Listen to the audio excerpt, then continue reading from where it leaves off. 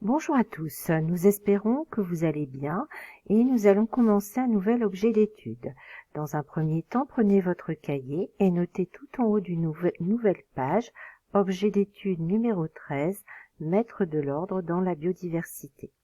Ceci est une introduction qu'il faut lire et qui n'est pas à noter dans votre cahier. Lors de nos sorties autour du canal de Roubaix, dans l'environnement proche autour du collège ou même à la ferme, vous avez observé de très nombreux organismes vivants. Vous savez que la diversité des espèces est à la base de la biodiversité. Je vous rappelle qu'une espèce comprend des organismes vivants qui se ressemblent et qui peuvent se reproduire entre eux en donnant une descendance qui pourra, elle aussi, à son tour se reproduire. Exemple d'espèces trouvées dans l'environnement, des pies bavardes, des perruches à collier, etc. Aujourd'hui, pour simplifier les choses, vous allez travailler à partir de votre livre et notamment de la page 101. Que voit-on sur cette page?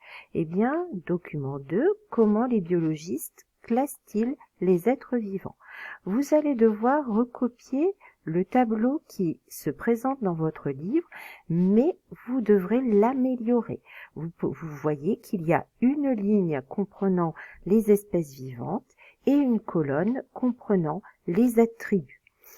Pour débuter ce travail, il est bien sûr nécessaire de chercher ce qu'est un attribut et notamment se signaler dans le tableau.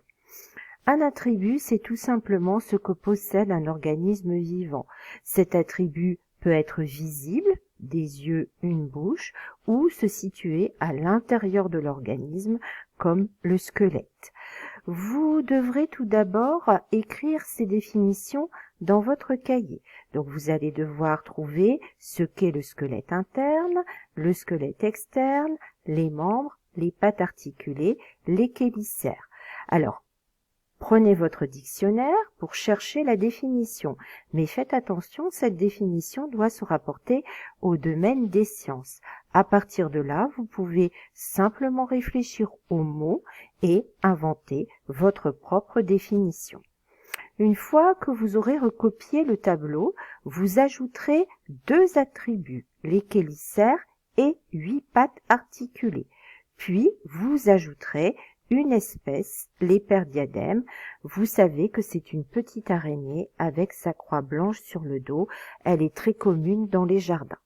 Bon, petite devinette, vous savez quel est le point commun entre tous les organismes vivants.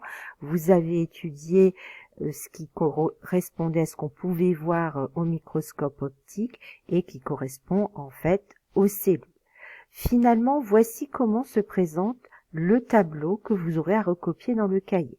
Vous avez tout d'abord une colonne avec les attributs. Donc ces attributs sont des yeux, une bouche, squelette interne, squelette externe, pattes articulées, poils, plumes, 6 pattes articulées, 8 pattes articulées, chélicères, cellules. Puis une ligne avec les espèces étudiées. Abeilles domestiques, fourmis noires, chats domestiques, êtres humains, mésanges bleus et éperdiadème. Dans ce tableau, vous mettrez une croix lorsque l'organisme vivant possède l'attribut. Donc si je prends des yeux, une bouche, tous les êtres vivants considérés possèdent bien cet attribut. Voilà, donc premier travail à faire, des définitions à copier, un tableau à recopier et des croix à placer en fonction de l'organisme vivant étudié, s'il possède ou pas cet attribut. Nous reviendrons vers vous prochainement pour vous donner la correction et la suite du travail. Nous vous souhaitons à tous bon courage.